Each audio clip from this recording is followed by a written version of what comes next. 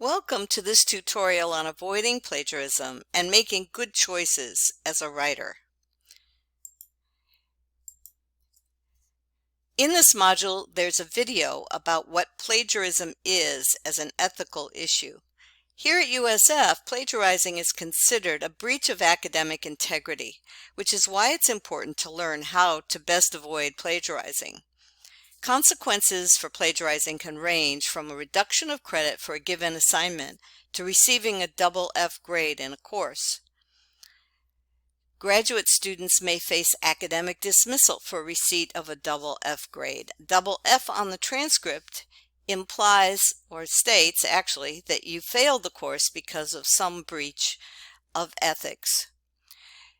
The list of sanctions for offenses at USF is at the link on this slide. It will be available in the module. So, other than not wanting to get into trouble for stealing someone else's ideas, why do writers cite their sources? Why is that a good idea, actually, for writers to cite their sources? Citations identify what you have put together in your research project in terms of what research you've done. And we cite partly because we have readers that will want to know where you found your information in case they want to follow up more deeply on some of the information you've presented. Good, reliable sources lend authority to your work, and they provide support for your own ideas and arguments. These are all good reasons why you would cite sources in a research paper. There are several types of plagiarism. Most people think plagiarism is just really about not using quotation marks when you actually lift the actual words taken from another author or their ideas. But actually, there are many more kinds other than verbatim plagiarism, which is what we just mentioned. Mosaic plagiarism is kind of a patchworking in which parts from one or many sources are sort of cobbled together with some of the writer's own words, but there's no adequate attribution.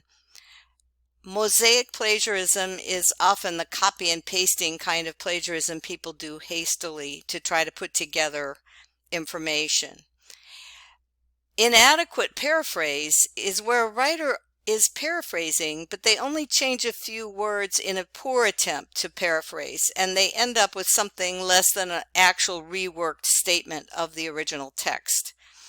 Even with a proper citation, this can be considered plagiarism if it's too close to the actual text that you're trying to restate in your own words.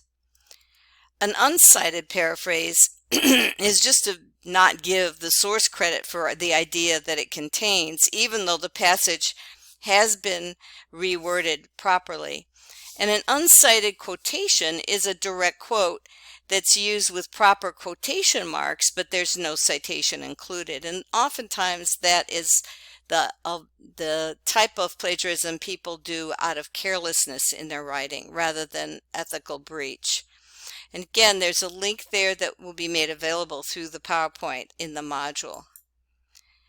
So paraphrasing is one of those areas where students can get into trouble, either because they don't cite the source when they're putting it in their own words, or if the source is too close, the paraphrase is too close to the actual original. So here's some tips for paraphrasing correctly. Read the source, identify the main idea or ideas in the source, restate them using your own words, and cite the source that you used. It's probably a good idea not to have the source in front of you as you restate the main ideas in your own words, because then you won't be tempted to lift key phrases or syntax that the original author used, and you will be paraphrasing better. So the other issue you might want to be aware of is about common knowledge. What is common knowledge? Common knowledge encompasses the kinds of facts and figures that are known by most people. Here's some examples. Tallahassee is the Florida state capital. Sometimes it's not so easy to determine common knowledge, but the truth is you don't have to cite something that everybody commonly knows. Your teachers might say, if you're in doubt about it, then cite it. It's important for you to, as a writer, to know what you already know, because what you commonly know, you do not have to cite. That's a moving target. What a fifth grader knows or doesn't know is very different than what a college student knows or doesn't know. Some writing experts advise you to write down everything you know when starting a research project, because that instant version will help identify your own common knowledge, and then everything that you learn that you haven't documented about your own common knowledge, you know you're going to have to cite. So it requires a little bit of metacognition on your part to try to figure out what you need to cite and what you don't need to cite. Finally, thanks for listening. Keep calm and go ahead and cite your sources.